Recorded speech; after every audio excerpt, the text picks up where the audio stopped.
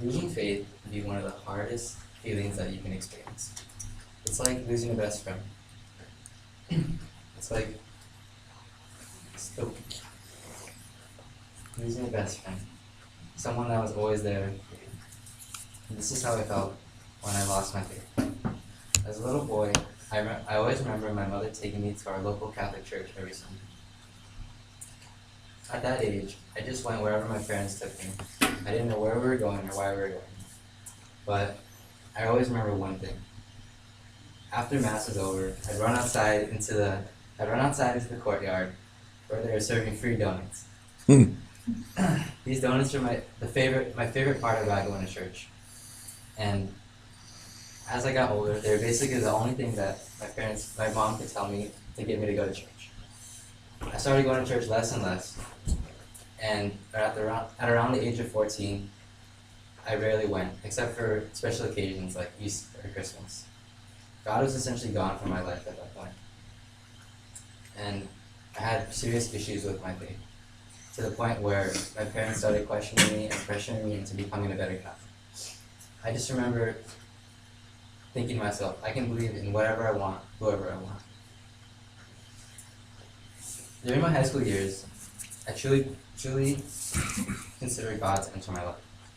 It was at the beginning of sophomore year when I had serious issues with my life, and I remember it like it was yesterday.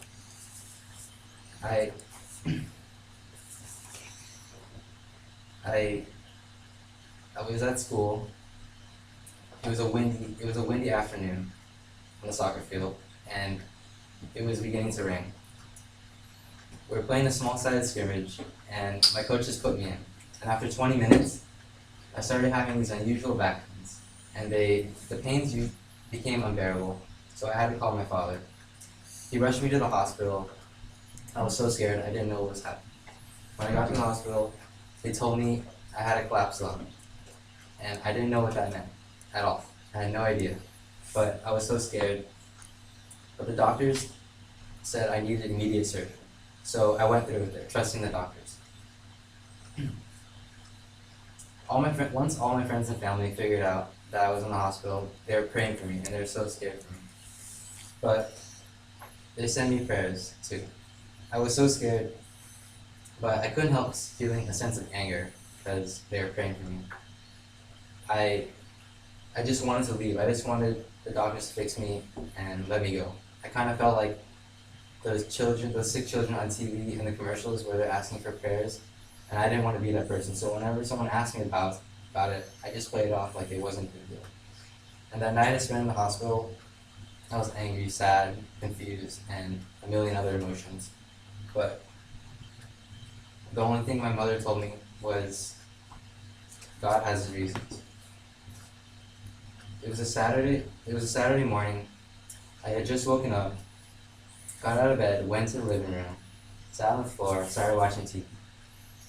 Both my parents were in the room, and my mother asked me if I was hungry. I nodded, and she said, there's some leftover donuts in the kitchen leftover from last night. So I got up, ran to the kitchen, got half a donut, sat back down.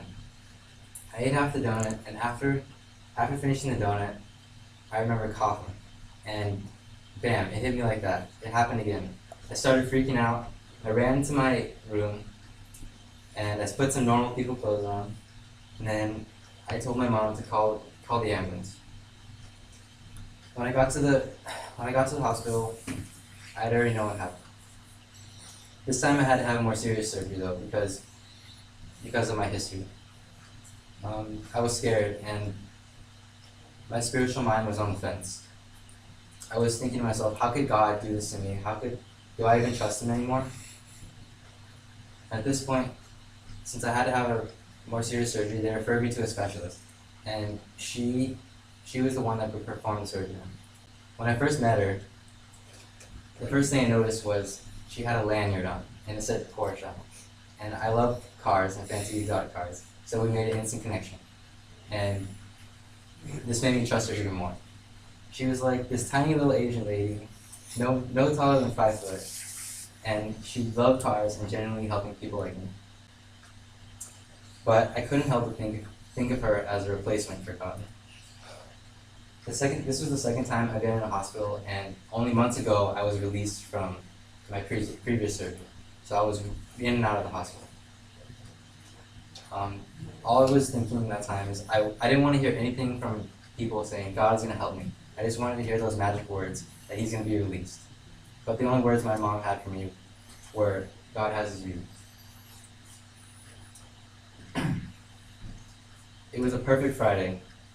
I was school was just let out, and I was walking to my car. As I was walking to my car, I felt it again, just like that. My chest was hurting again.